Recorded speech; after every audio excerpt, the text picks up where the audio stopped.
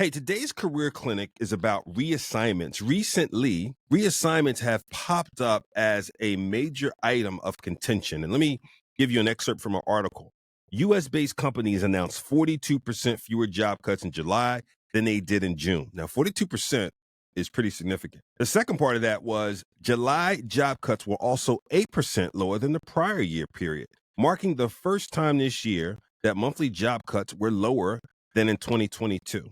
And so let me explain what's happening here. Some are asserting that similar to quiet quitting, and that's when someone's at work, but not at work, so to speak, they've kind of checked out. They're doing less than the 8 hours a day on purpose. They don't want to quit, but they've pedaled back intently, pedaled back. Some are saying, look, employers are doing some quiet cutting and reassigning people to roles that are in a number of categories. The person may not be qualified for the role, may be overqualified for the role, it's not going to fit, etc.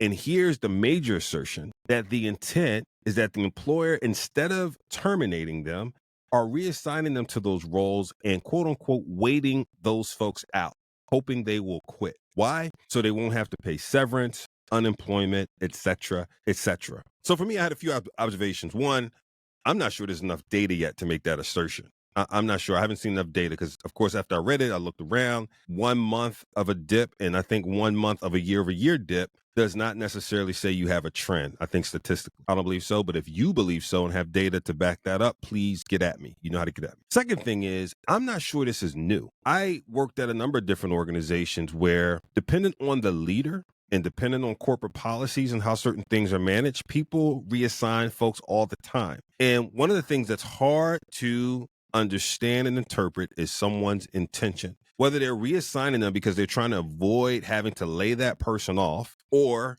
again, are trying to avoid the cost of such severance and employment benefits, etc. I recall a specific scenario for myself. I had joined an organization. The organization went through a merger. We were in New York, and because of the merger, there was this property available in Delaware, and I was asked to relocate my team to Delaware, which, quite frankly, I didn't mind because I lived right outside Philly. The new office would be 30 minutes from where I lived, and versus taking a 2 hour plus commute every day from Philly to New York. And so when it happened, one of the things I recalled was, oh, man, most of these folks in this office are not going to want to go to Delaware. And I mean, I was losing sleep over this. Okay. I had a team of maybe 65 folks. And so for me, it was a lot of anguish and whatnot. But what we did not do is reassign a bunch of folks and pretend we had other jobs for them. We announced, look, we are making a move. This is what this means. We will try to help you find the right jobs within the organization here in New York City or close to your commute, etc. But we didn't pretend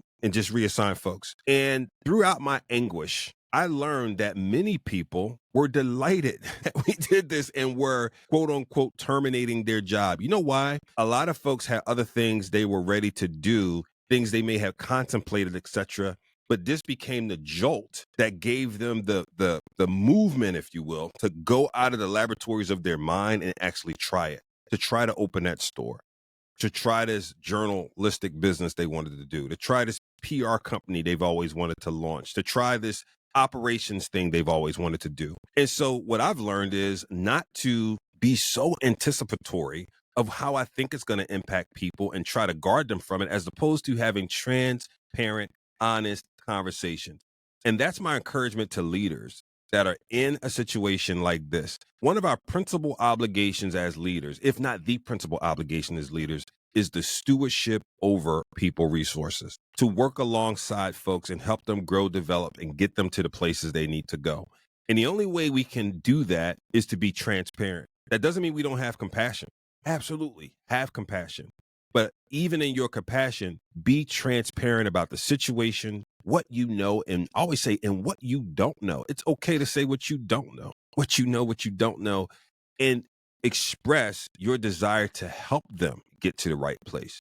But buffering them from what it really is, so on and so forth, is not helpful. And so what I want to encourage you to do, family, is to keep going, lead with that perspective, and move forward in your leadership.